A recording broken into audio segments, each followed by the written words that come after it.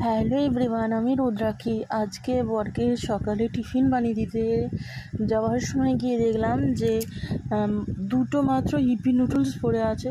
তো ভাবলাম যে এটুকু তো ওর হবে না, সেই জন্য আজকে একটা নতুন রকমভাবে বানিয়ে দিয়েছি। ইপি নুডলসের সঙ্গে পাস্তা মিশিয়ে ওকে আজকে একটা টিফিন বানিয়ে দিই। তার জন্য প্রথমে আলু আর পেঁয়াজটা কেটে নিলাম, আর পাস্তা আর ইপি নুডলসটা প্রথমে গরম জলে সেদ্ধ করে নিয়ে তারপরে কড়াইতে তেল দিয়ে আলু আর পেঁয়াজটা এখানে ভাজে দিয়েছি।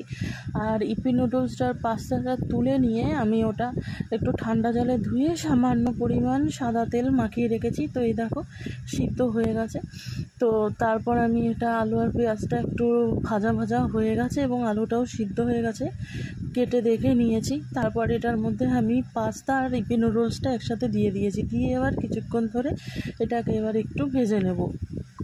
তো এটা এরকমভাবে তো কখনো কেউ করেনি, দুটো পুরো অন্য স্বাদের রান্না, দুটো পুরো আলাদা। তো আমি দুটোকেই পুরো একসাথে ভাই বোন বানিয়ে দিয়েছি।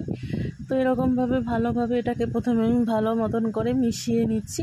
কিছুক্ষণ ধরে নাড়াচাড়া করার পর এবার এটার মধ্যে আমি একটু গোলমরিচের গুঁড়ো দিয়েছিলাম, যাতে স্বাদ হয়, একটু ঝাল ঝাল লাগে খেতে। কারণ আমার বর এমনি ঝাল খেতে পারে না, লঙ্কা ছাড়াই ওকে বানিয়ে দিই, তাই জন্য একটু গোলমরিচের গুঁড়ো দিলে খেতে বেশ ভালো লাগে, একটু ঝাল ঝাল ভালো লাগবে খেতে। তো গোলমরিচের গুঁড়োটা দিয়ে একটু নাড়াচাড়া করে নেওয়ার পর তারপরে আমি ওটার মধ্যে ইপি নুডলসের যে মশলাটা থাকে মশলাটা দিয়ে দিয়েছি।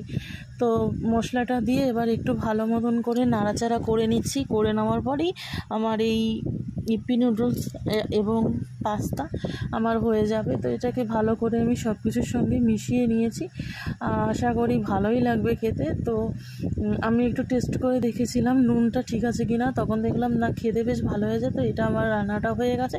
এবার টিফিন বক্সে দিয়ে দেবো, টিফিনে নিয়ে যাবে। ভালো লাগলে শেয়ার করে দিও। ধন্যবাদ।